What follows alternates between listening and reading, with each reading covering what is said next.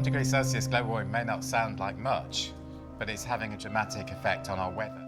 The Met Office has issued flood warnings for parts of Cumbria and the Lake District. There are warnings of a danger to life, with parts of the Midlands expected to record their highest ever flood levels in the next few hours. It is officially the hottest day of the year so far.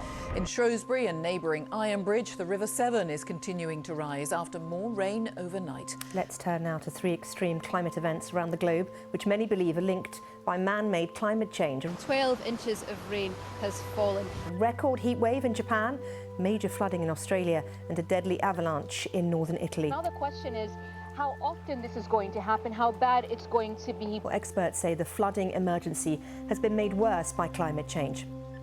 Across the globe, extreme weather events and changing temperatures have been linked to man-made climate change. People should stop thinking about these floods as a once-in-a-century event.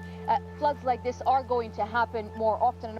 Our continued reliance on fossil fuels is being driven by a combination of new extraction techniques, instability in the energy market due to the war in Ukraine, and a divided political debate, paralysed by conflicting economic interests. There are concerns that governments will reject more drastic measures to cut carbon emissions. Often the question is, did climate change cause a certain event?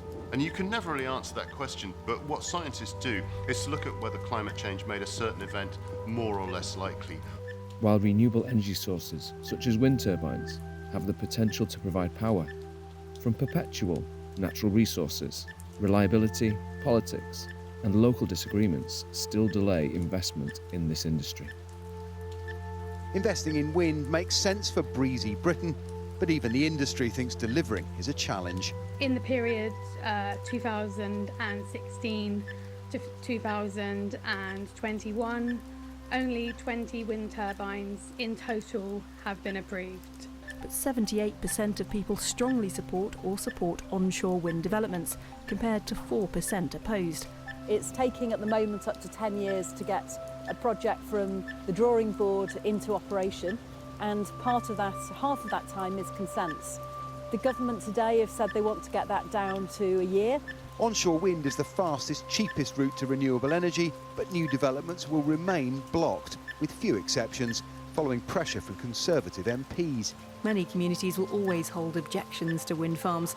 This combination of global economic pressures and local political forces increasingly delays improvements to our energy infrastructure. Critics argue that the unpredictability of renewable energy sources, combined with the slow development of scalable energy storage, means that renewables will always need to be supported by other forms of energy production. Wind is an abundant commodity, but to underwrite this bet on renewables, we'll still need fossil fuels. There'll be new North Sea oil and gas licences and a massive investment in nuclear power. But unless we want extreme weather to be our new normal, the UN's panel on climate change has warned that the world is set to reach the 1.5 degree temperature rise within the next 2 decades, and that only the most dramatic cuts in carbon emissions will help prevent this environmental disaster. It's all about electrification. So whether it's from nuclear or offshore wind or onshore wind or solar panels, we've got to electrify society. It's the way we escape.